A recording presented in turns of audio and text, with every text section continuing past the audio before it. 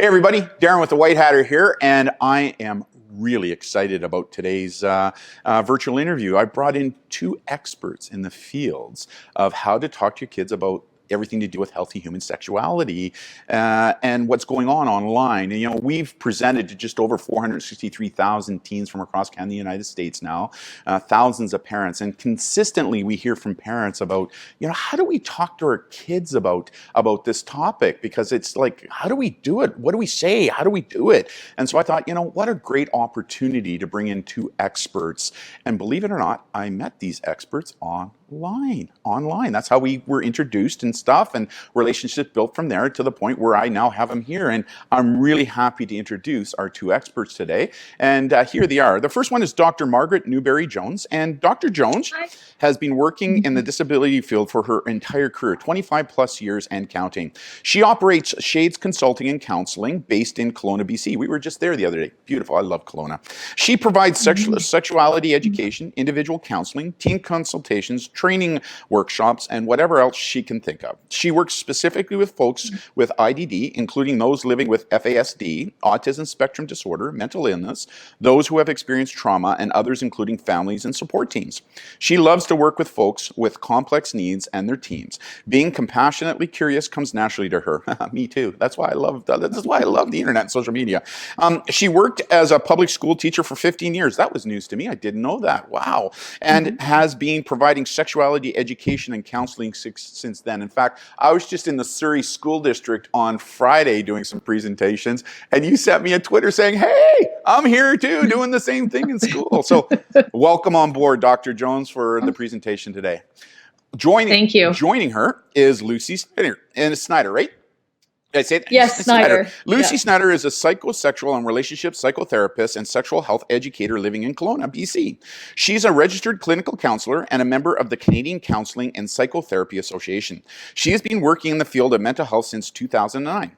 Originally from the UK, she spent 10 years working with some of the largest sexual health clinics and HIV and sexual health charities in the UK. Her roles have varied between sexual health advisor, educator, specialist in sexual health and HIV counselor, and psychosexual and relationship therapist for both the British National Health Service and the private sector. She moved to Canada in 2018, where she runs a private practice and works for Central Okanagan Elizabeth Fry Society as a trauma counselor supporting survivors of sexual violence. She is also a volunteer sexual health counselor at Options for Sexual Health. Oh my God! Like your portfolios. Here we are. I was looking for experts in this field. I found them. And what's even cooler? You're both from Canada. Well, one is landed in Canada, right, Lucy? But you're both living in Canada right now, right? And even better, you're in British Columbia. Right? You're both in Kelowna. And in fact, the good doc introduced me to Lucy because when it comes to these issues, if I don't know an answer to a question, I always seek out experts. And Dr. Jones is one of those experts I turn to, and she recommended Lucy. So I'm really, really, really happy to have you both here today. And I'm really looking forward to this virtual interview, right? How cool is this? I mean, how cool is that we're going to be able to do this? So do you have anything to say before we start? Maybe I feel like I'm on quite a pedestal now, so hopefully we can we don't let you down. You won't let me down. You will not. We did a little bit of a pre-talk before the show started, and boy, I was getting excited. I said, okay, here we go. We're going to have a really good show. Okay. How about you, Doc? Anything? No, nothing other than call me Margaret, Darren. You sure? It's being drilled into me. It's just one of those things, right? But I'll try to call you Mark. Try means failure. Star Wars. I love Star Wars, right? Try means failure. So I will attempt to do that, Margaret, for sure. So thank you for allowing me to do that. So with your permission, let's get into some of the questions. And I think that this is, again, parents have been just all over me about asking, where do I get information? How do I learn about talking about this topic? So the first question, or the first comment and question is, you know what? The porn industry online is estimated to be a $95 billion industry in North America. And here in Canada, we know that 1 in 5 teens will accidentally come across pornography online. So should this be a concern for parents, and why? Is my question. Let's start with Margaret. Well, I think the question is, there's multiple pieces to it. So it's hard to sort of dice out one piece of that. I think the reality is as our kids are online, whether it's teens or whether it's young kids, things come up. I've had parents in workshops say, well, my kid has a problem with spelling, and other parents will say, well, they can spell sex. Mm-hmm. Sex is an easy Google search. So sometimes children and youth come across these things innocently, it pops up in a feed because they're looking for something else, or sometimes it comes up because they're actually looking for it because they're lacking that information. Should it be a concern for parents? I think a concern any more so than how our children use online, how they are consumers of online things in general, whether it's gaming, whether it's porn, whether it's any of those kinds of things. And like anything, Lucy and I have talked about this a lot, it's a lot about education. And so if you are on top of and talking to your kids about what they're doing online, that makes a huge difference. And also, so what do you do if this comes up when you're looking?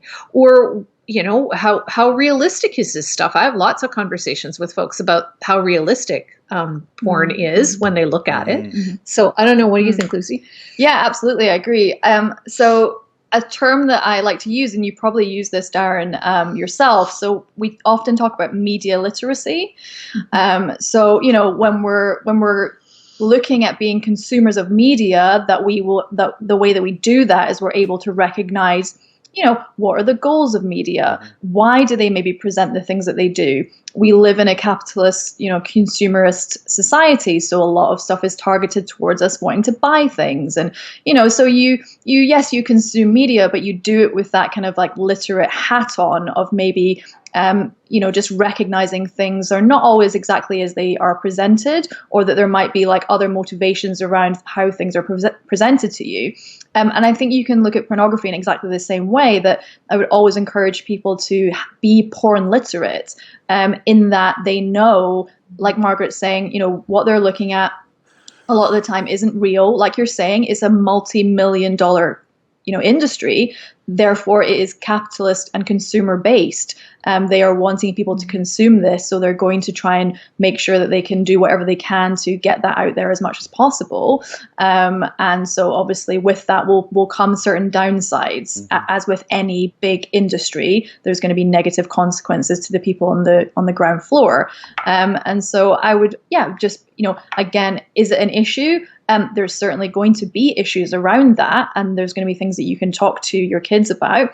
But is it generally an issue? Well, no, as long as you're being sensible in your consumption, in the same way that you're sensible in your consumption of, like Margaret says, any other online, thing that you might choose to engage in, shopping, which is one I'm guilty of. Especially this time of year. Absolutely. How much is your social media feed bombarded with gift ideas? And how much do you have to just be literate and be aware to not click on every ad that you see that promises a great deal?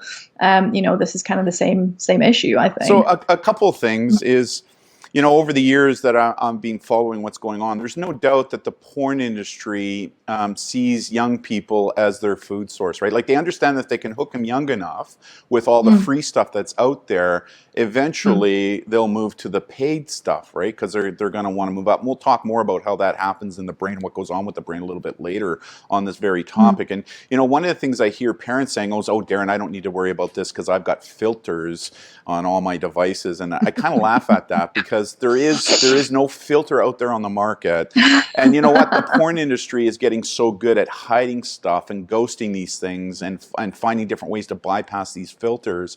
That's why I think, what you both said to me is that educating is so important, and not just the kids, but the parents themselves, right? Because how can the parents educate their kids about these topics unless they know about it as well? So do you guys have some resources that you can mention off the top of your head that maybe a parent can go to online to start delving a little deeper so that once this interview is over that they can go to? Do you know of any off the top of your head? Well, the teacher in me is not going to necessarily say, oh yeah, here's stuff around porn and that kind of stuff. But we have to start with doing sex ed with our kids. We have to start with open conversations about sexuality with our children. And so there are some some good resources around things like that. In Canada, we have a website called teachingsexualhealth.ca, which is out of Alberta, and there's a parent section there that talks about, talking with your kids and things like that. I particularly, it's sort of aimed at middle schoolers, but I really like, there's a website called amaze.org, and it's all about puberty and has some stuff about texting and sexting and, all of those kinds of things on it. But I think Lucy said she just shot you an email about a particularly good article. But if we're talking about like what can parents do, it's about sex ed. It's about actually having this conversation with your kids. You can't start the conversation at don't look at porn when you've never had that conversation about, well, here's the names for your body parts. Yeah. Here's an understanding of what's going on. Here's what our family values are around sexual health. In British Columbia, I know people from outside BC watch your videos, but in British Columbia, from kindergarten to grade 10, sex ed is part of our curriculum. But here's my question for Lucy. Yep. Should we be putting all the weight and responsibility on the schools to do this? Like, schools have a part to play, right? But we parents have a bigger part to play, right? Oh, yeah. I think so. I mean, I think you would look at any education in general. Yes, there's a curriculum that we have to follow and we want to get exams and all that stuff. But, fundamentally, as Margaret said, family values, how to be a person in this world, how to treat others, what are things that are important in terms of relationships. The thing is, like, Darren, these don't even come from things that you say. These come from what your children see. You are your first and most important children's role model.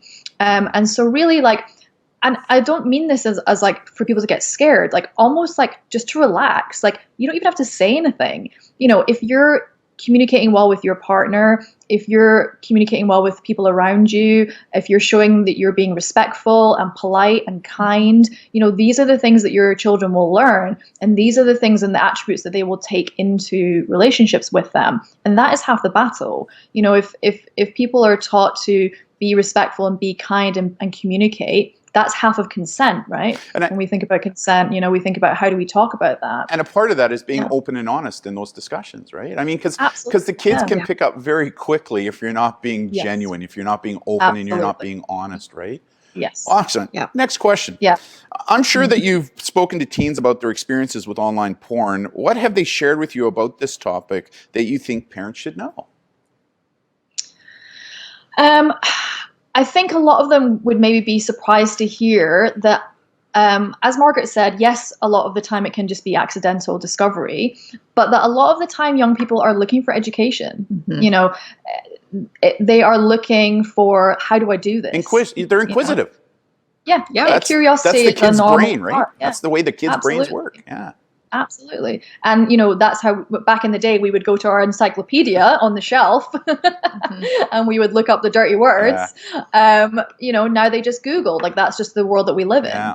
But that a lot of them, that's what they're using it for. They are trying to educate themselves. And what about you, Margaret? What have you seen with the kids that you're dealing with over this issue? Like, what are they telling you about this topic? You know what? I'm getting the same kind of stuff when I'm dealing with youth and kids who have disabilities. It's the same thing. They're looking for information, and lots of times they're not getting it somewhere else, and so they're trying to find it out. And as Lucy says, right? Dr. Google answers all kinds of questions. It's just that if you don't know how to filter your search. And you don't know the right language to put into your search engine, you're going to look up how to have sex. And so you're going to get all kinds of other bits and pieces. And that's a part of being digitally illiterate. One of the things I say to the kids when I'm talking to them is that we have to be thinking more critically about what we're reading online and really asking ourselves, is what I'm reading, hearing, or seeing true? And looking for multiple sources. Because just because Dr. Google, which a lot of kids will go into, right? Because they don't want to talk to mom or dad or a teacher or anybody else, they'll go to Dr. Google. Because of these filter bubbles that are now taking place in a lot of these search engines, you got to be a little bit more critical in what it is you're really reading online and really asking yourselves, is what I'm reading true? Lucy, do you have anything to add? Yeah. Yeah, no, I think you're absolutely right. And again, it's like, I'm always trying to shift it because I think people, it's normal. Like people hear sex and they get anxious, right? And it makes sense, right? We talk about this all day, every day. It's normal for us, but it does provoke anxiety. But I'm always just trying to bring it back to like, this is the same as you would target any other topic. If your child came to you and said, I need to write an essay, about King James, you're going to tell them like, well, you're going to have to go and look at a lot of different resources, and you're going to have to fact check the information you're getting, and you're going to have to compare and contrast. And, this is, again, like when you're doing this kind of work with your kids, like this is what they learn. Or maybe if you're watching the news, that you might watch like a variety of news sources, and you might talk to them about like, oh, isn't it interesting that like one person's saying this and one person's saying this about the same story? Like, why do we think that is? So that we teach them, as you're saying, to be literate with information we receive. We don't just take everything we receive at face value. Yeah, for sure.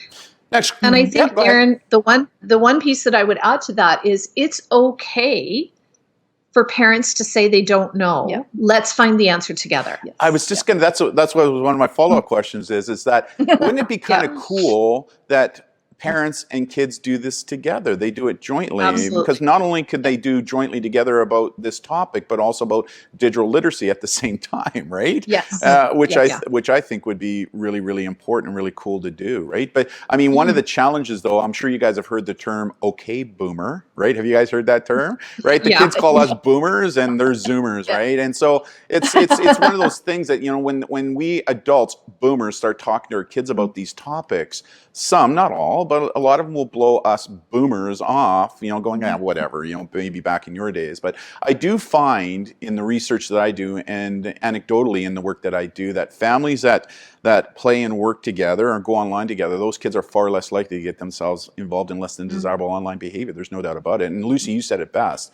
The research shows us that the best role model out there is us parents, right? It's us parents, right? Yeah. So, next question.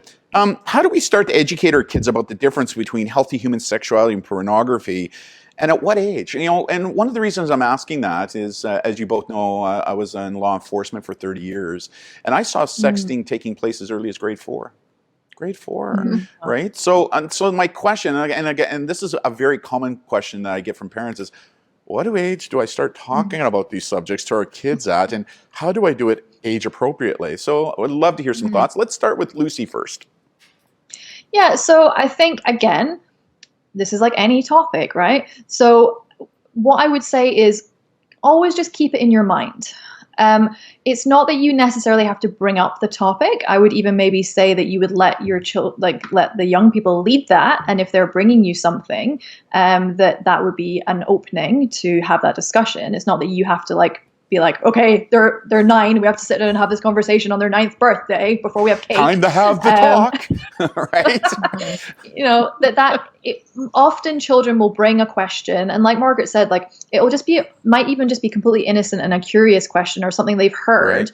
And the thing is, like, as adults, we sexualize that, right? So we almost we create that anxiety of like, oh my God, this is a sexual question, and we get anxious and we stumble and we don't want to answer it, or we tell them to go away.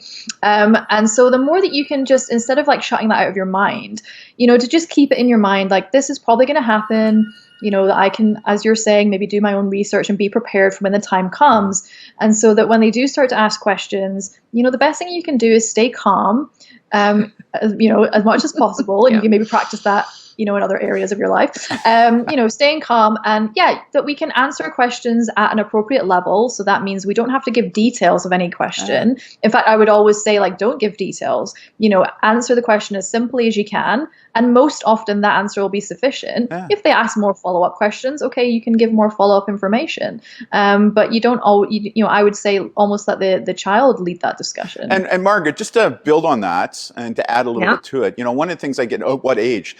I've met some 8-year-olds that have the maturity level of a 20-year-old. I've met 20-year-olds who have the maturity level of a 4-year-old. So, this age thing, I think, can be very relative. And considering what you do in your practice, I think that this would be a really good segue into what you think on, when should I start talking to these kids about this and how? Well, I think the big piece is those of us that are sort of in the sexual health field say, the minute they're born, you start labeling body parts correctly. Like, that we're labeling all genitalia has the right label. Breasts have the right label, all of those pieces, because when you start having those conversations, that's just the same as you're teaching your baby that this, that these are their fingers or that this is their elbow or whatever. You're just doing body labeling is a big piece of it. Yeah. Well, that's consent right there. Yeah. And that conversation, again, starting that early, labeling the body parts, but also, these parts of your body are personal.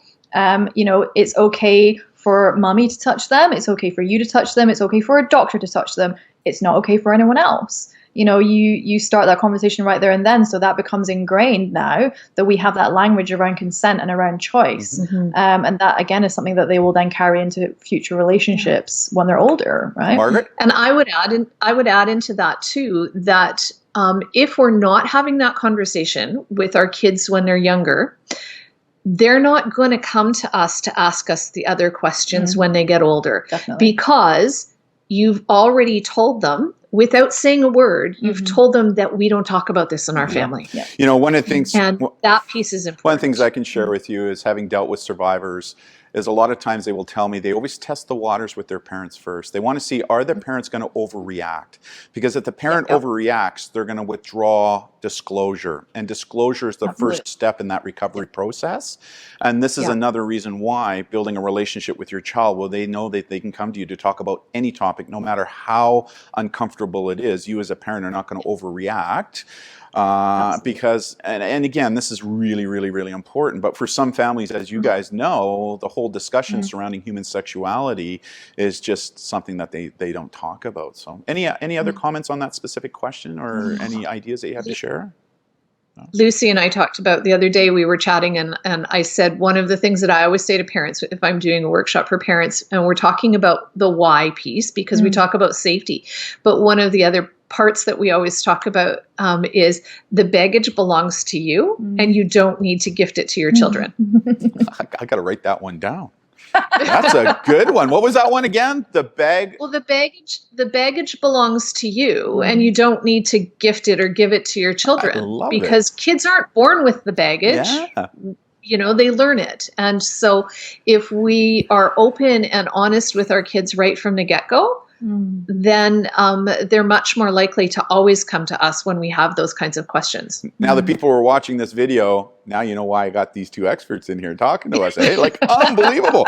Next question. How do we as parents talk about what many feel are taboo subjects surrounding human sexuality? I mean, a really good example, we spoke about this before we went live to record this, is I shared with you that I've now spoken with several family doctors who said that they're now having to medically treat teens because of issues surrounding anal sex, and them not having, doing it properly, and which has now resulted in further injury or worse medical conditions. And like it or not, that to a lot of families is taboo, but yet we know that the porn industry is really pushing this message, right? And the kids and teens and even adults who are watching this may not necessarily understand that those in the porn industry, the actors and actresses that are doing those scenes, there's a lot of prep that goes on behind the scenes before those things are done. And so, these teens are attempting this without understanding it. And I know it's a taboo subject, but I'm talking to a lot of kids right now, and they're telling me the same thing, that it's one of those things that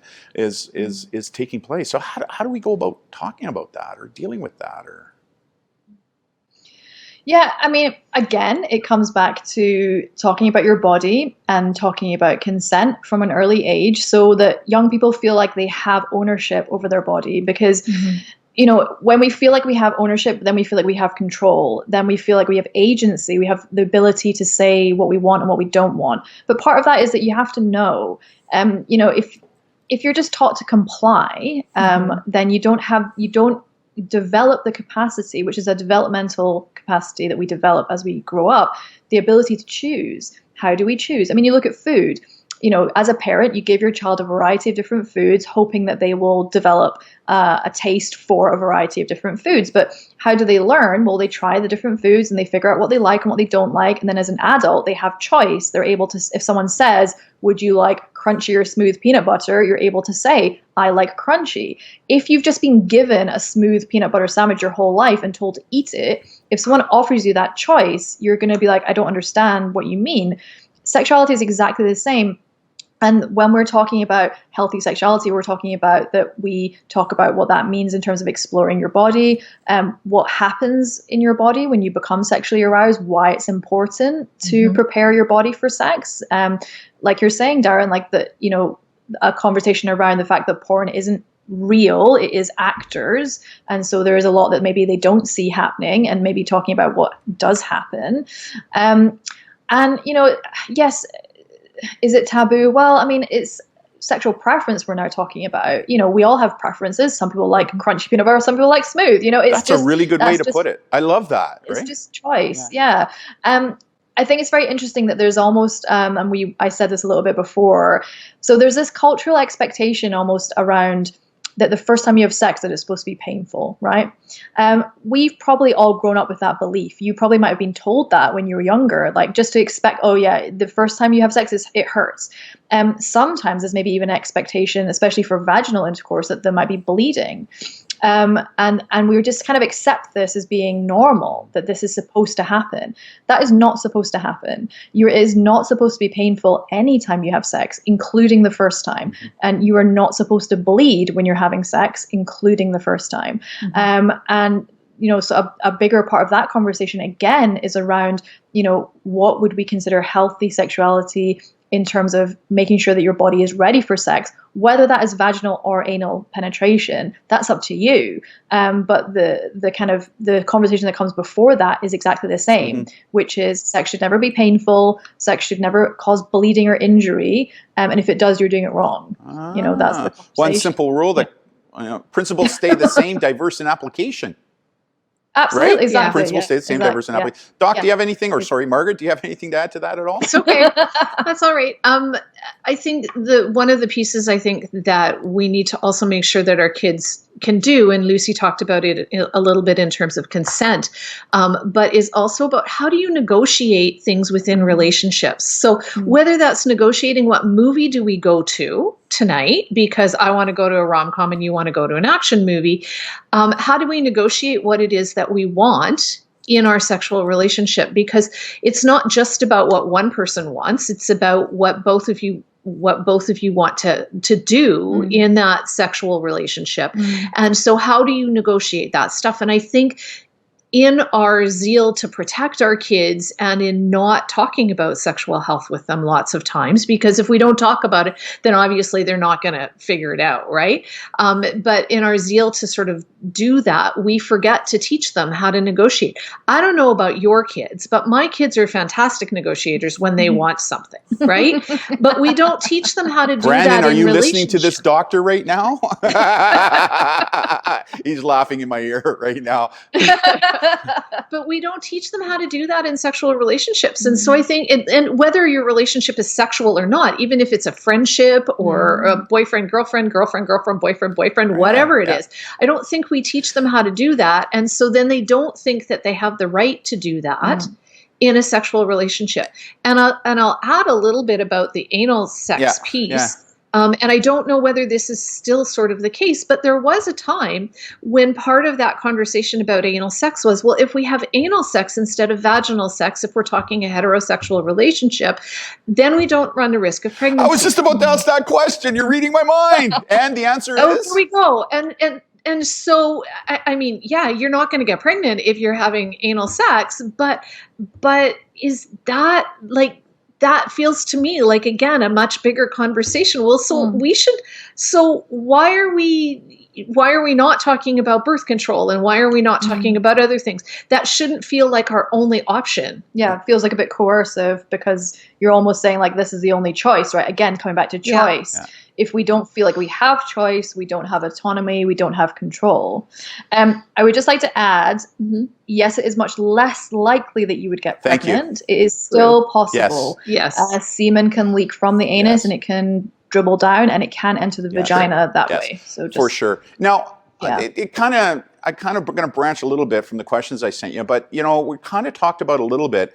Does porn give a false sense of what healthy human sexuality actually is, and what about the issue over objectification, right? Where young men are now believing this is what young women should be doing, and young women, because of porn, are believing, well, I better do this or the guy isn't going to like it, right? Like, is that a part of the educational component to this as well? I think so. Do you want to go first? Yeah.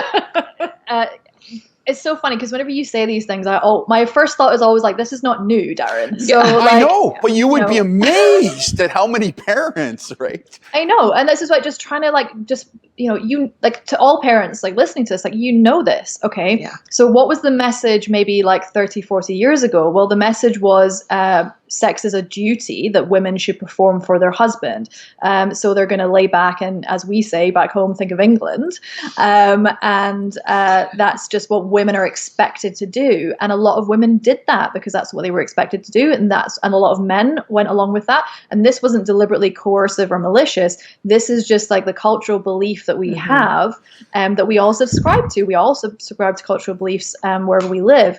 And it's just, again, it's like we have to remember that evolution never stops, right? So just because we feel like we live in this current time, we almost feel like evolution is finished. This is the best time to be alive.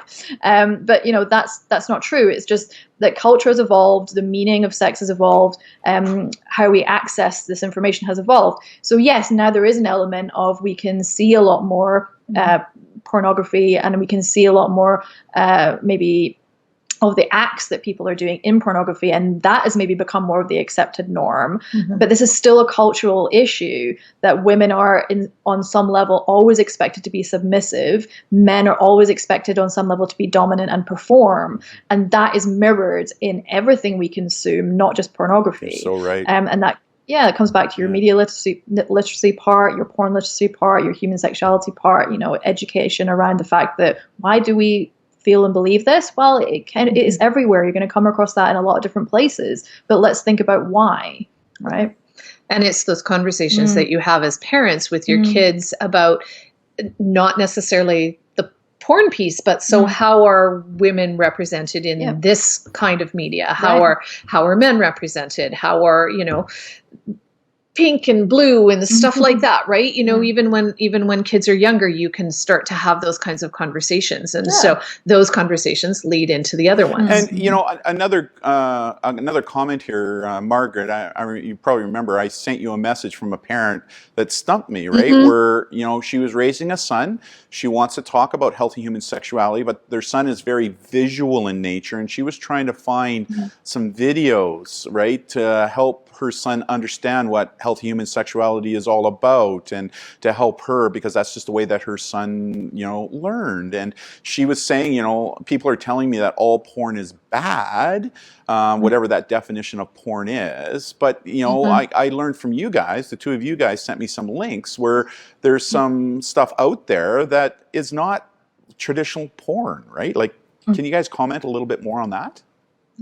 And I'm going to let Lucy talk about that because she's way more up on that than I am. For sure. I will say that, so I have been working in this field for about 10 years, but I only recently learned about this. I went to a workshop in London just before I left. So that's probably only 2 or 3 years ago. I went to a workshop about ethical porn. Ethical porn? And so, so there is porn out there that we would, that is often called either ethical or sometimes feminist porn. And essentially, the kind of premise is looking at that as, yes, this is a job.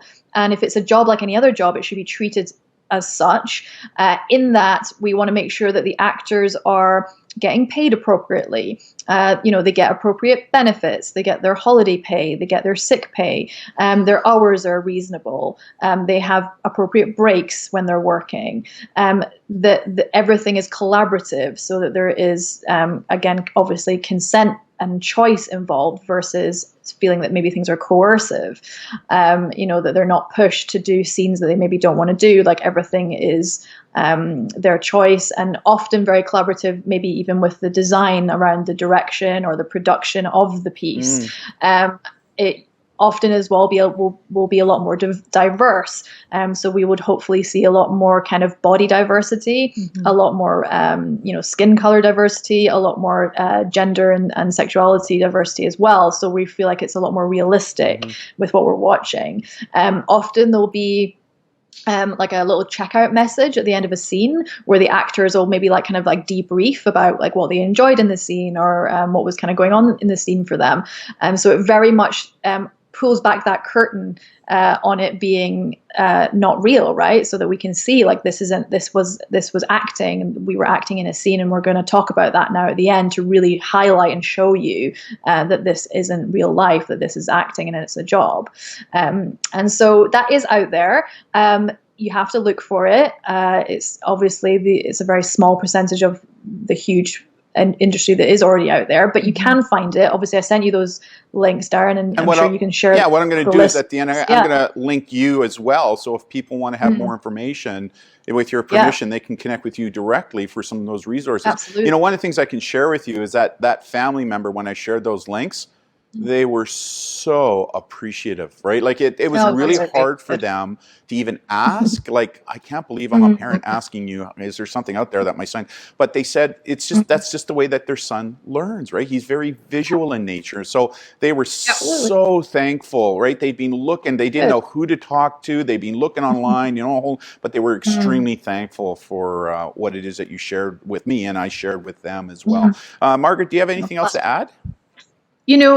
The one piece that I want to add, because Lucy's the expert more on the ethical porn stuff than I am, but I've learned a whole lot from her, is I think we can dial back a little bit too, we see a little bit of this starting to happen too in like mainstream media and movies and stuff, because we're hearing more about intimacy coaches and things like that. So in movies that our kids might watch, but where there's sex scenes or intimate scenes, where people are having coaches to say, okay, so what is this exactly? They're actually blocking out exactly what are we going to do. We're not just asking, actors aren't just sort of saying, well, just go for it and we'll film it. Where again, this is about consent and about figuring it out and about saying, yes, I'm comfortable with this, or no, I'm not. So it's kind of nice to see that mainstream media and movies and TV shows and stuff like that are going that way as well.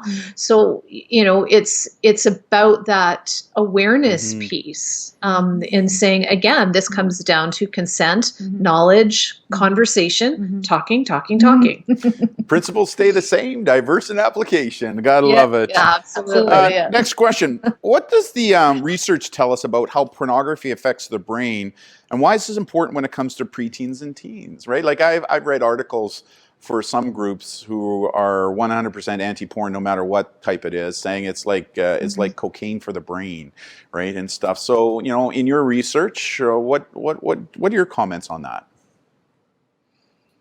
I will start off by saying, like, I don't know specifically research around how pornography affects the brain. I can't speak to that. There is a really good book, again, I can give you the link, called Your Brain on Porn, and certainly I would direct people to that if they want to read more about that.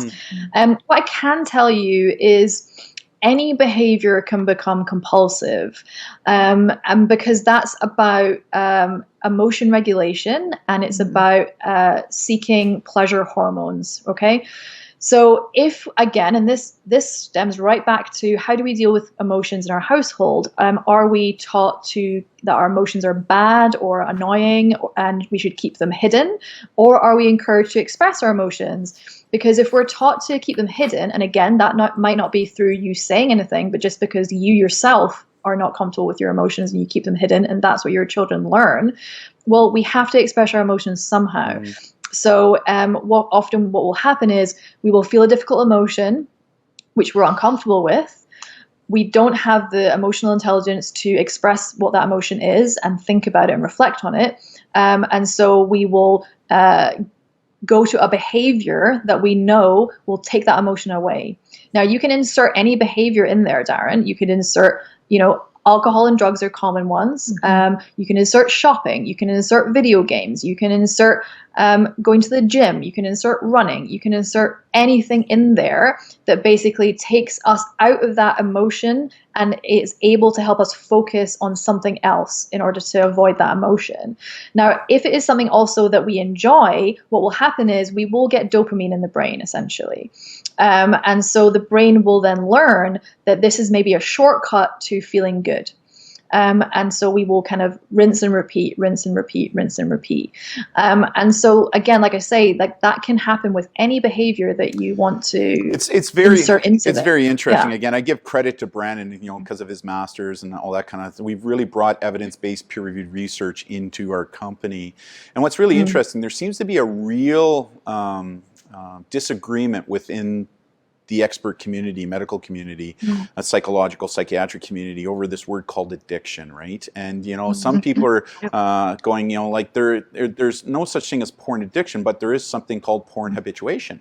Right? Yep. And so it's interesting because words are powerful, right? And when you think addiction, the first thing I think that pops to a lot of people's brains is heroin, cocaine, drugs, and alcohol, right? And so it's very, very, very interesting. And yes, the cortisol and dopamine hit is a part of that process. So Margaret, any comments from, what it is that you do? Lucy did a really great job on that. I'm not sure I have a ton to add, but I think when you talk about the addiction piece, that brings up in my mind that connection that there's lots of folks making that connection back to, and I'm not suggesting that that's the case always with kids that are in this, but when we're looking at other kinds of addiction, people like Gabor Mate and people like that making those connections back to trauma. Right? And so in some instances, maybe that's what's going on for kids. But definitely we know that there's some link in there, some linkage around trauma and addictive behaviors. Often we're talking about alcohol and drugs and stuff. But again, like Lucy, I'm not totally up to date on what the current research is around porn and those kinds of things. But I think she addressed it very well. She did a very good job. I know that you, Margaret, you deal with a lot of kids that are on the spectrum on issues. So, and especially surrounding this, is the way, because we'll have families that are watching this who have kids on the spectrum, is the way that you teach kids on the spectrum any different than those who aren't? It depends a lot on the kid because the spectrum is a spectrum. And so, depending on who I'm talking to or working with, it depends a lot on what's going on for them. But in many instances, it's a lot about some of the kids and teens and adults that I work with are very rule-based. And so if we can come up with a rule with them where it works for them and we can have that conversation and perhaps we're doing, a social story or something like that, then that's not an uncommon way that we might address some of those things. But it also almost always comes back to doing a sex ed with them too, right? I'm going to do the sex ed so that you get your questions answered, so that you understand what's going on, and that we normalize the fact that you're sexual and the fact that you're a sexual human being like we all are. Being on a spectrum doesn't take that away. And so when we deal with it that way, and then we move into, okay, so what are the realities around porn and access and all of those different pieces. But again, it still always comes back to, we do the sex ed, and then we look at what else is going on.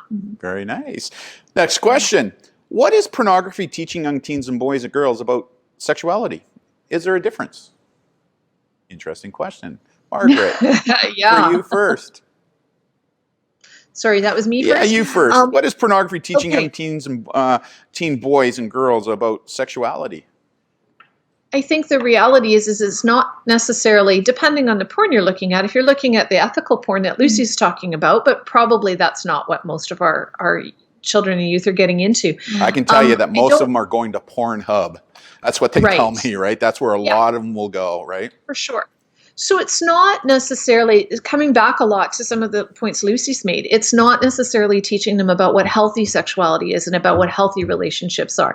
It's not teaching them about consent. It's teaching them often that this is the way you look, right? Like all women have large breasts and have no pubic hair and things like that. So it's creating, in some ways, it's creating a different level of what's the norm. So if kids don't have that background in sort of like what's normal healthy sexuality, and that's what they're looking to figure that out, that's not generally the way that most people engage in sexuality with their partners. It's not always showing, how do you do the consent? How do you talk about it? How do you do all those pieces? So I think it's not necessarily showing them a healthy way to be engaged in a relationship, because it's about the sex. It's not about the relationship when we're looking at it. It's almost like it's a very sanitized version, I think. True. Yeah. And again, it's like you go and watch a Hollywood blockbuster, that is a movie. It's going to show you like almost like the best bits of any scenario. To comment on Pornhub, like, because that is often clips, what is happening there is we're maybe seeing like a clip of a scene, and we've missed out maybe a big chunk of the scene. Now, the beginning of that scene might show, two people meeting up, maybe going for dinner, like having a conversation, maybe they talk about consent. All these things could happen, but because Pornhub is just like, cherry picking clips to show the kind of highlights of things, you're possibly missing out on that. And so, as Margaret's saying, that could be the conversation that we would want to have with our young people, is around like, well, how do we get there? Yeah. What happens before we get to whatever it is that you're looking at? How do we think they ended up in that scenario? Even just getting them to think about that, like, oh, well, I wonder, like, how did they get there? That would be the conversation I would be having. So is asking the 5 W's and the H's what you're telling me that is important, and when parents are having the discussions with their kids on these topics? The who, what, where, when, why, and how. That's the big message here. Yeah, it sounds that. I mean, I would agree with that. And again, with the sanitized part, that we think about, again, it's maybe thinking about, you don't have to be perfect. That's such a thing that we strive for nowadays in our culture. That it's okay to make mistakes. And again, that's got to be modeled. Like, if you make a mistake, what do? Do you kind of laugh it off? Do you apologize? Or, do you get very defensive or angry? So thinking about like, all the funny things that happen in your life where maybe you might be a bit embarrassed, and how do we deal with that? Because that's what they don't show in porn, right? They don't show that you fall over while you're trying to take your underwear off. They don't show that like you hit your head on the headboard. They don't show that you're trying to get the condom out and it like flies through the air, like, and all of these things, which either could be really funny and create a really intimate moment, or be very devastating for somebody that's setting very high expectations on this being perfect, and then becomes like a very embarrassing, very destructive moment in that relationship, which can actually spiral. And I see this all the time in my therapy room, performance anxiety, which basically stems from one event that happened where 2 people were so overwhelmingly embarrassed and couldn't discuss this, has now planted a seed. And every time now we go into that sexual situation, we have the anxiety that this is going to go badly again. And how that I correct that by being like, you need to be able to laugh about these things. You need to be able to just know that it's okay if it doesn't work. It's okay if it goes a bit wrong. That's life. So what you're saying to me is one event like that can have that much of an effect later on in life. Years. People come and see me, Darren, that say I've not had sex for years because one thing happened 5 years ago, 10 years ago, and it was so devastating to me that I've just never tried again because I cannot bear the thought. And the reality is, kids, even adults, I mean, I'm 54, I make mistakes all the time, but I can only, kids are going to make mistakes. That's what learning's all about. Learn from your mistakes and move on, right? Yeah, but if you don't teach that at home, like I said, how do we handle making mistakes at home? How do we handle people doing embarrassing and silly things? Like, do we just laugh about it and make it lighthearted, or do we get angry because they've not, it's always comes back to how do we model behavior around what is, the way to manage these kind of situations. Margaret, anything to add? Well, and I'm thinking like, and Lucy's there's what are those expectations too that porn is putting on kids and youth around like being perfect, right? Like, what's our definition of a perfect body? Well, most of us don't have it. And so, are you going to either not be involved in a sexual relationship that maybe you wanted to be involved in because you're worried about what your body looks like and what somebody's going to perceive it as?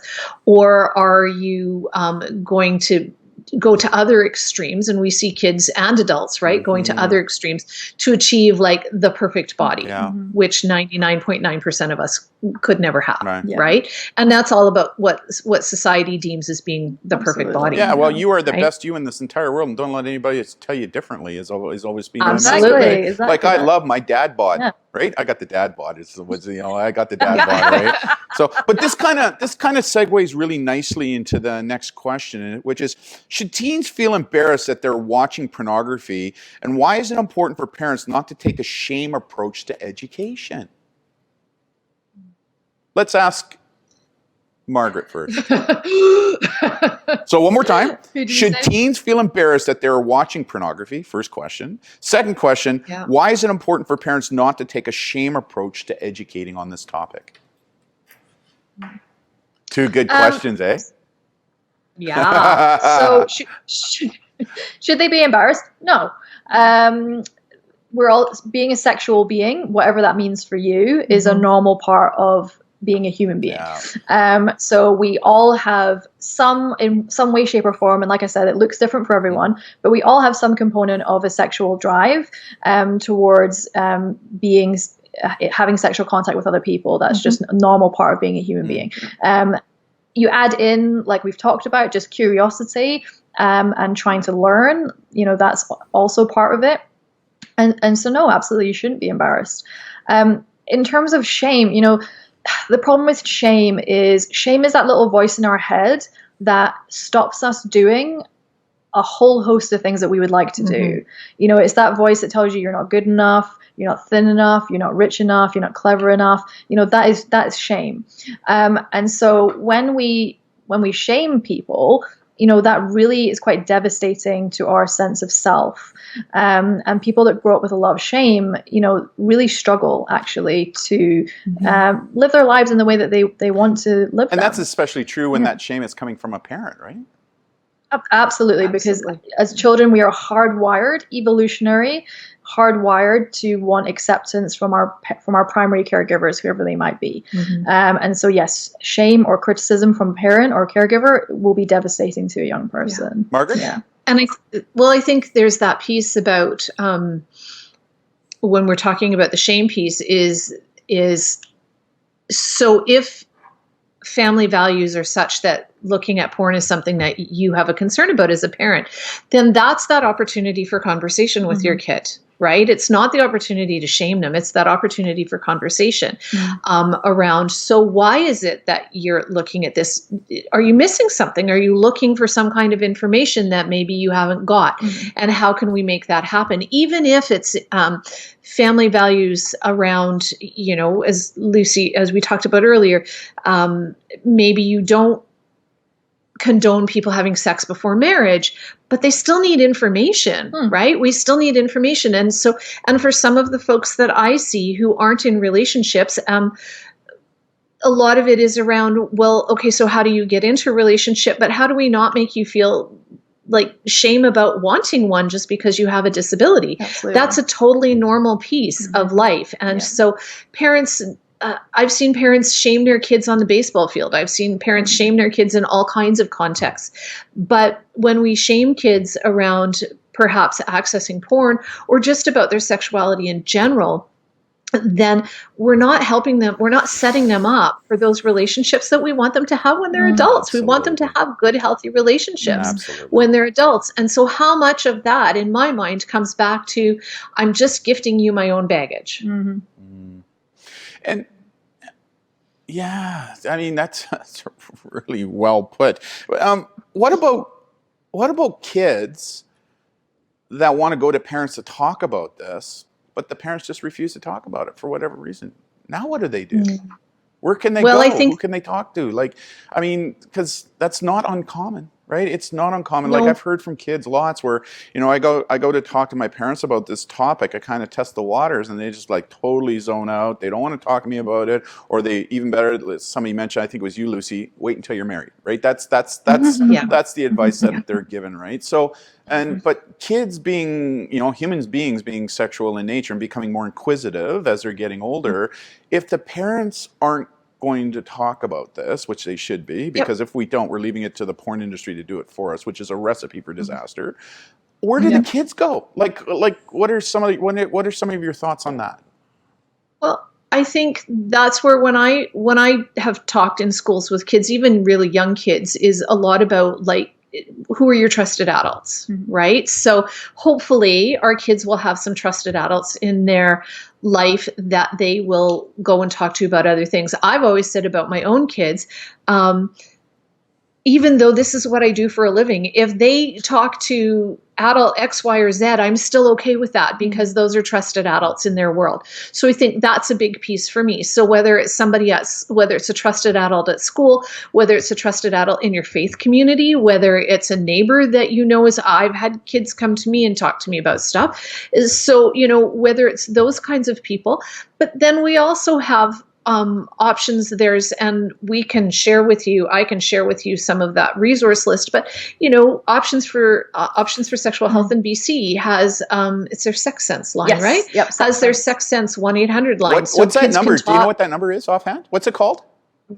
It's called, it's Options for Sexual Health, and it's the Sex Sense line. Lucy's going to Google it while we're talking. Because the reason I'm asking, I want to add that into, we give out what's called the White Hatter app now that I'm downloading all the kids, and it's got over 25 different resources on it for kids to reach out. Absolutely. Everything from anxiety to LGBTQ to bullying to suicidal ideations, alcohol and drugs. Perfect. So I would love to have one there as well for this specific topic. So did you find it? Okay, so the number provincially is 1-800-739-7367, or in the Lower Mainland is 604-731-7803. Is that a 24 hour? No, it's not. Okay. But you can also send your question in by email. Okay. And honestly, Darren, if people are watching this from outside British Columbia, almost every province will have some version of options for sexual health, and will have that kind of a line. I found one in the United States for my U.S. teens, but I wasn't able to find. I was looking, so boom, I got something now that I can add. Because you're right, my app. I'm going to have parents who are going to watch this right across Canada, and the U.S. Right, so I want to be able to build something into that app so that if the kids, you know, if they're not getting the education at home, well, now where can they go? That is trusted. That they can start asking questions, right? Because as you know, there's all kinds of resources out there, but some of it, you know, I wouldn't touch it with a 10-foot pole, right? Absolutely. Yeah. And there are some websites where kids can send in, you know, frequently asked questions kind of thing and stuff like that. So we can definitely share some of that with you. So you've got it. But I really think that the trusted adult piece, that, along with a line like Options for Sexual Health line, along with there are some really good youth-based websites out there that kids can go look at, but it's hard to find them if you don't know what you're looking for. Absolutely. So one of the things I would ask you guys is at the end of the presentation or at the end of the interview, if you could shoot me some of those links for resources, because we'll build that right into the video so that, you know, kids and adults have these places that they can go to find this information for sure, right? Yeah. For sure. Yeah. Anything else? Any other comments on that? Nothing? No? Don't think so. Margaret said it well. Like it's always like, I think again, maybe sometimes we panic because we feel like we have to give information, right? We have to problem solve. And I always think that, like, you know, it's always usually more helpful to ask questions rather than give information. Yeah. And so asking the young person, like Margaret said, who do you have in your life that you like to talk to? Like who was the last person you spoke to when you had a problem that you felt was really helpful? You know, and then you're going to get that information of like maybe where you can signpost them. Right? Margaret, you're teaching in schools and stuff. A lot of the classes that you do you separate? Again, I'm going to be gender specific. I know that gender's fluid, but do you separate male and female students when you're doing your teaching, or do you combine the two? No, I don't separate them because they both need to know about one another. Again, we don't know who that student or youth in that room might be. They might be trans, they might be gender fluid. So if they're in a room full of all girls, but they're a trans boy, then they're not getting the information that they need. And so it's just, no, I don't separate them, and I haven't for 20 years. I am so, but as you know, there are programs out there that do exactly that, right? And I don't think we're doing kids any favors by doing that, because even if you're in the right one for who you are, for your gender and your sex, you're in the right spot. But why wouldn't we want you to know about the opposite sex, so that if you're in a relationship down the road, which is kind of what we're all aiming for in the grand scheme of things, that you know something about them, so that if you are a male, you might know about menstruation and all of those kinds of things, instead of it all just being a big made up mystery. What about those who say, well, you know what, by separating the genders like that, again, I know that gender is fluid, but for the purpose of discussion, where they say, if it's just a group of females, they're more likely to be open about issues than if there were boys in the room, and vice versa. Like, Lucy, what do you think? I haven't found that. You haven't found that? Yeah. I haven't found that at all. And in fact, I've found that they're more open generally. Luce, anything from you? Well, I would just say that, I can see this. I do work with teens, but I do mainly have adults in my practice. And I do a lot of education in my practice because I see adults coming in that don't know anything about their bodies. And what's really interesting is I might be speaking to, someone who is female and explaining their genitals to them, and I can see the partner is kind of looking, and I'm like, yeah, this is for both of you. Or people will explicitly say, I had a lady recently who was like, I find penises terrifying, because she just didn't know anything about them. And it's like, we obviously know our own parts reasonably well. Most people do. But if you've never seen one, and if you have waited maybe until you've got married, you only see one, that is going to be a scary and intimidating place. And let alone trying to think about pleasure. How am I going to, touch my partner in a pleasurable way if you don't even know what you're touching or what you're looking at? And so, yeah. Margaret, are you familiar with Speaking of Sex, the book? With she won the Order of Canada. Salima? I'm sorry? Salima Noon and Meg Hickling. Yeah, Meg Hickling. And I remember Meg's a friend of mine. I remember going to one of her sessions. She was awesome. She was doing it in a church, right? And she had all us parents stand up and say penis. And when somebody gives me that challenge, I give her, right? Like, a penis! And I was looking around the group of people, and there were husbands and wives crawling under tables because they couldn't say the word penis, right? So, Lucy, when you said that, I went, yeah, right on. But again, this is, I loved her book, right? Speaking of Sex, and because she approaches it from a body science standpoint for the for the younger kids and stuff. But yeah, no, as soon as you said the word penis, it took me right back to when I was in that church and she had us all stand up and say that word, right? But again, it's amazing, when I'll talk to a 6-year-old when we were doing kid safety training, and I'll say, well, what do you call that? Pointing at his penis. And he goes, well, that's my winky. Right? And I said, yeah, my parents say that's my winky, right? Well, again, parents, you're doing your child a disservice by not giving those body parts the proper names, right? And so that to me is just when you said that word, flashback, right? To Meg Hickling. And so, Darren, wanted me to trigger you, Darren. That's Sorry. all right. One of my favorite stories was I used to go into a school in the Lower Mainland that was all boys, and I used to go every year for a week. And so the kids got to know me. Yeah. And there was a little boy in grade 3 one year, and we were doing just basic body parts and body science. And he put his hand up and he said, what do I do? Because I can't convince my mom that she needs to call it my penis. Right. Wow. She calls it my whatever their family word was. And he said, and I keep telling her that the science word is penis and scrotum and testicles, and she refuses to use those words. What am I supposed to do? And I said, well, you just need to keep... unbeknownst to me, right when he said it, and then I looked up and realized his mom was in the back of the room. red as could possibly. That was the only reason I knew it was his mom, was because she looked like she was going to die in a pile.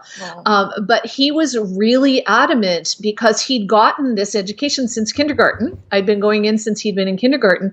And he said, my mom needs you to talk to her, I think. Yeah. So I don't know that I did. I think she slunk out the door. But what I was able to do for him was say, so maybe your mom didn't get this body science when she was a kid. Yeah. And so she's a little bit embarrassed, but look what you can teach her, and you just need to keep calling it by the right name. So do you find, like when I'm doing education, kids are great. Like I was at a school of 1,300 students. It was great. We did a parents presentation, 3 parents showed up. Oh, wow. And no wonder the school has an issue, right? Like, so do you find the same thing, the two of you, if you're doing, and I know that Margaret, you probably do more parent presentations than maybe Lucy does. I might be wrong, but do you find the same thing, that it's like pulling teeth to educate parents on this topic? I think it depends a little bit. I haven't done a lot of parent ones recently, but I used to do a lot more of them. And my experience was that you send something out that says your kid's going to get sex ed at school. And if you want to know what we're going to talk about, you need to come. They come. Yeah. Because they want to know what words are coming out of your mouth. Yeah. So you might not get a zillion of them, but you will get a reasonable. And often it's the parents who are really struggling with it and maybe have some values concerns around it and things like that. But no, you do get a reasonable number of parents that will come when you're open about this is what you're going to talk about. But you also have times when it's like crickets in the room, because you only have 3 or 4 people who show up. So it varies. And I think honestly, Darren, over the last 20-25 years, I think it's changed a lot. I think it's not quite so frightening for parents when we're talking about this stuff in schools, because they want us to. Because they're worried about it. They don't quite know how to talk about it. So often the parents who come to those workshops, what they're looking for from me is the language. They want to hear, what's the language I should use with my kids? How should I introduce this to my kids? And those kinds of things. And I've had parents at workshops say, I did one with a bunch of preschool parents, and this was years ago, where one of the parents said, but if I teach my kid the right names for their parts, they'll use them. Yeah. And I said, it's yes. Yeah. I mean, it's one of the things that it's so important. Like parents need to compound the message that they're learning, that the kids are learning from educators such as yourselves, right? Like, because like it or not, the parents are, like you said, Lucy, the role models, right? The kids look to us. And so I think it's important that we parents compound the message that you experts are talking to the kids about. But in order to do that, the parents need to educate themselves. But, I find in the digital world that parental abdication is significant, right? Where they're abdicating that responsibility more to the schools than onto themselves, which is problematic in my opinion, right? Yeah. Well, and I know that this is a common misconception, that, like Margaret said, this belief that if we talk about something that kids will do it. This is similar, we can look at the research around suicide. A lot of people a lot of health professionals find it very difficult to talk to people about suicide because there's almost this belief of well, if we talk about it, they're going to do it. Which is false. Which is completely false. And this is exactly the same with sex education. If you talk to your kids about sex, it's not that they're going to, do you know what? They're going to do it. They're going to do it whether you talk to them about it or not. But I would want my children to have that education so that they are making informed decisions when they find a really good example to build on that is, when I talk to the high school kids about nudes, sexting, and that kind of stuff. We know in Canada, research that just came out of Media Smarts earlier, they interviewed over 800 teens between 16 to 23 years of age, and about 1 in 4 by the time they're 16 are doing it. And there's some really good reasons why some teens will use technology to stay sexually intimate with one another, right?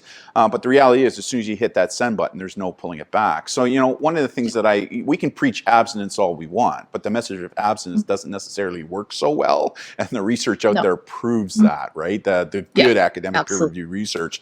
So, about 4 or 5 years ago, I moved more to what I call a harm reduction model when it comes to sending nudes, right? And so I talk about this when I talk to parents about it. When I talk to parents about what I'm sharing with their kids, you can actually see light bulb moments come on, because again, they don't necessarily understand the deeper components to this whole issue of sending nudes, or what we boomers call sexting and stuff. But it's about educating the parents on this topic, which is really, really, really important in my opinion.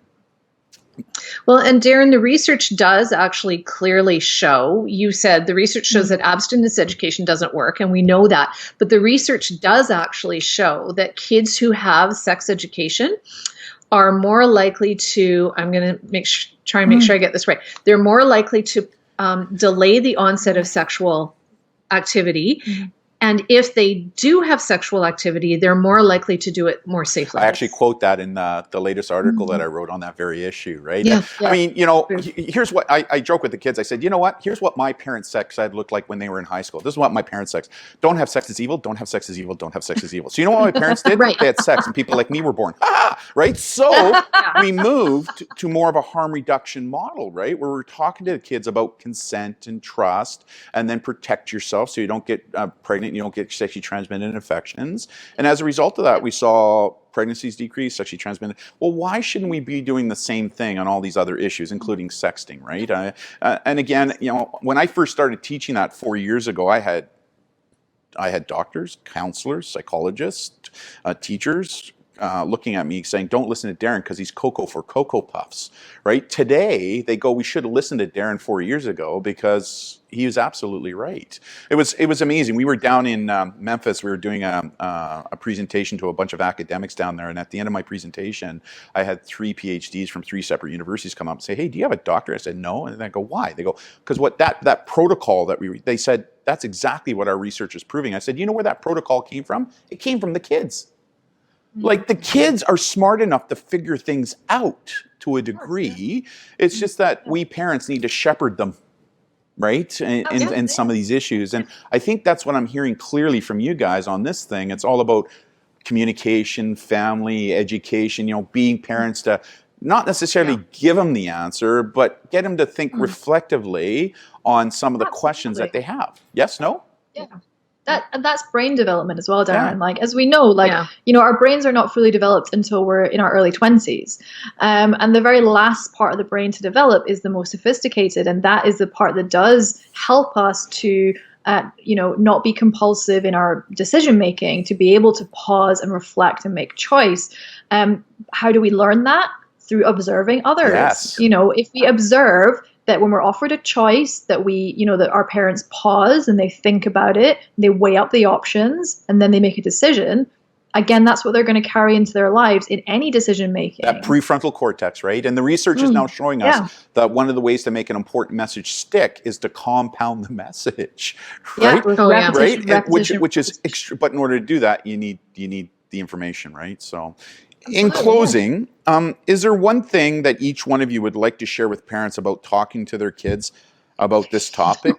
And what would it be? And we only have a closing statement? Well, yeah, I'm like the judge, right? No, I think it would be really important. I mean, we covered a whole gamut of stuff, and I could spend hours diving deeper on this as well. But if given everything that we've spoken about over the past almost 45 minutes now, hour and 15, what would be your kind of message to parents when it comes to talking to their kids about the difference between healthy human sexuality, pornography, and what's going on online or even offline, right? I kind of joke around. I say, when I was in high school, my dad had these things called Playboy magazines. I used to sneak them out and look at them every so often.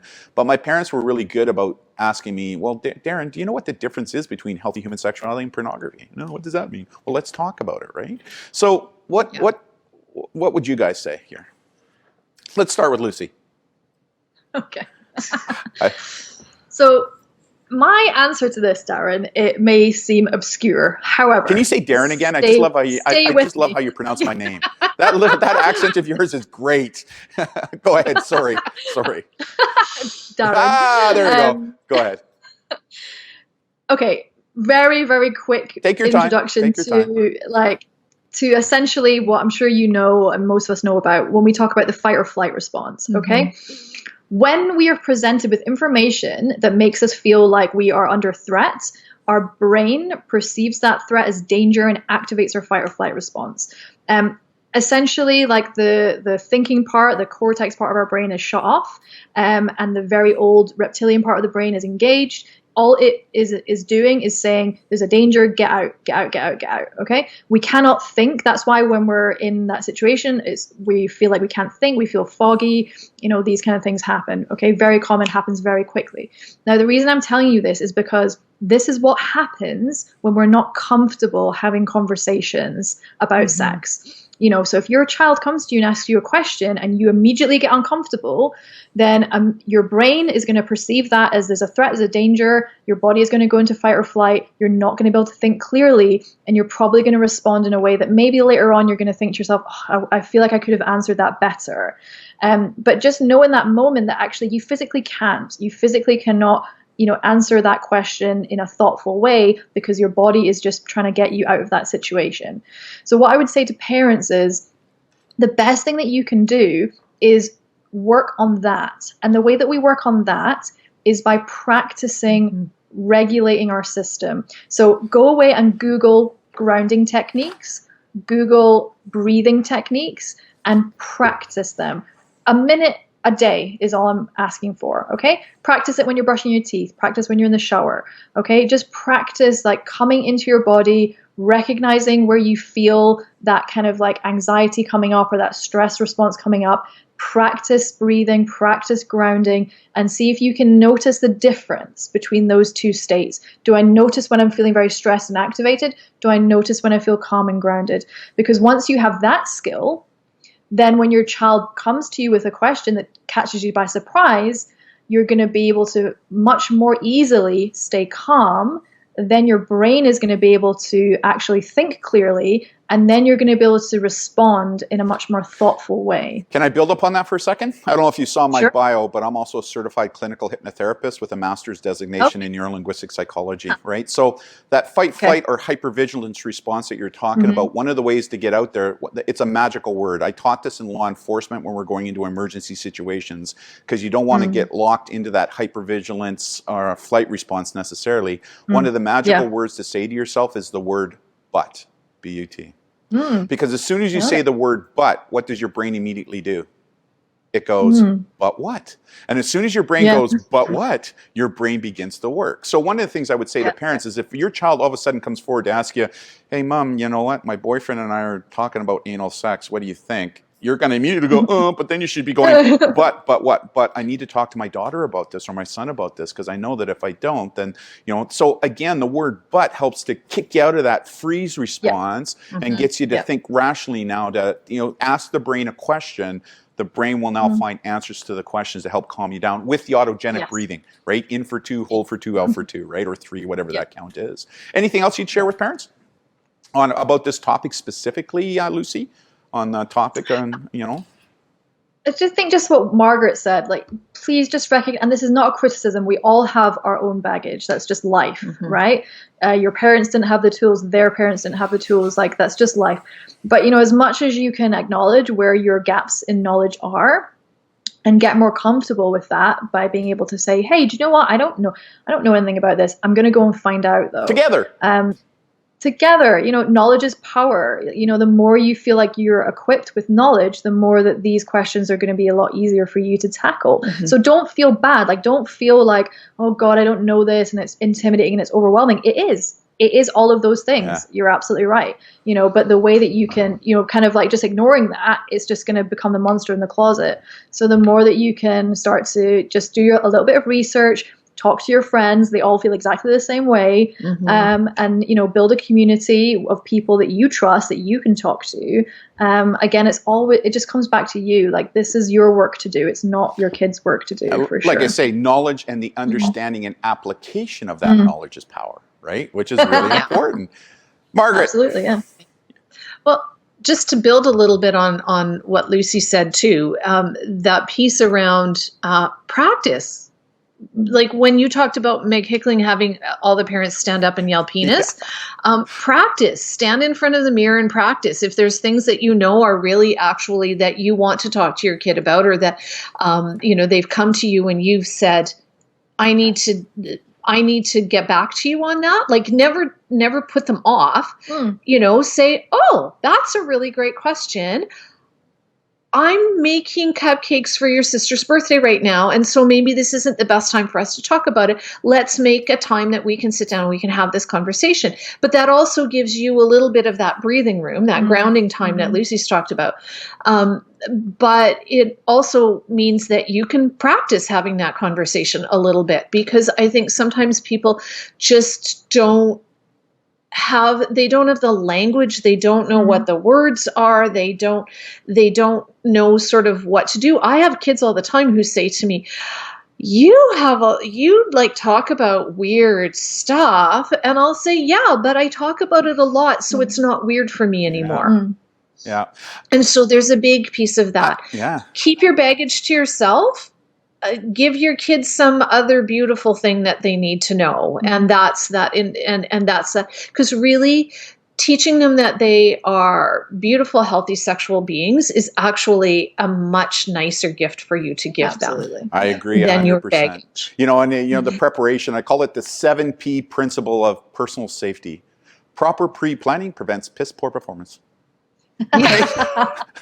Absolutely. And for every plan, you need to have a plan B strategy, because most plans don't survive first contact. And that's where that magical word but comes into play, right? Because when all of a sudden plan A doesn't work, you better be able to immediately swing over to into plan B, right? And again, that's where parents, I love the analogy you use, we're making cupcakes.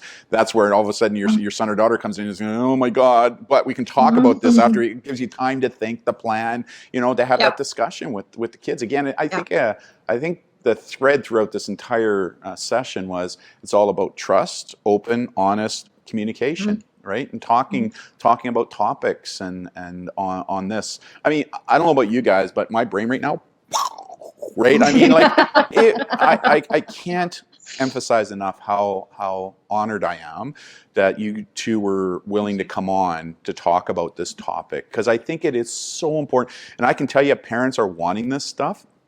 And like I say to them, if I don't know the answer, I know somebody who does.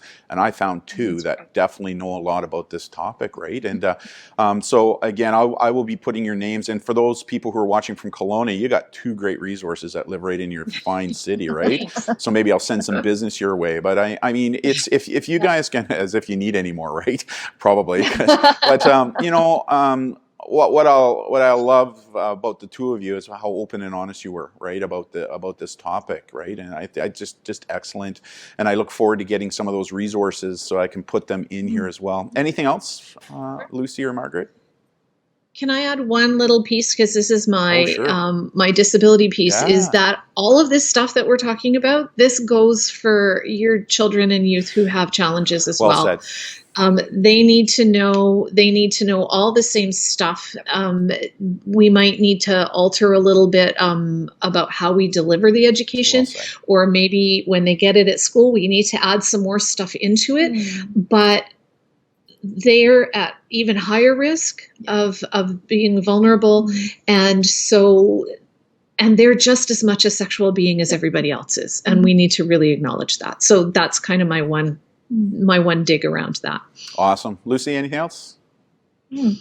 I really disagree with Margaret, that about the gift that you can give to your children around, happy, healthy sexual beings. That's the message we want to give. And, just, I don't know, I see a lot of the unfortunate negative consequences of what that can look like if that doesn't happen. And again, no parents ever set out to deliberately hurt their children. In fact, it's usually the complete opposite.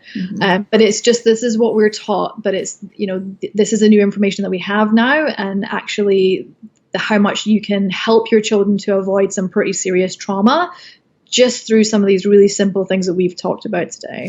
Just before we go, where is it? Oh, there it is. a tip of my white hat to both of you.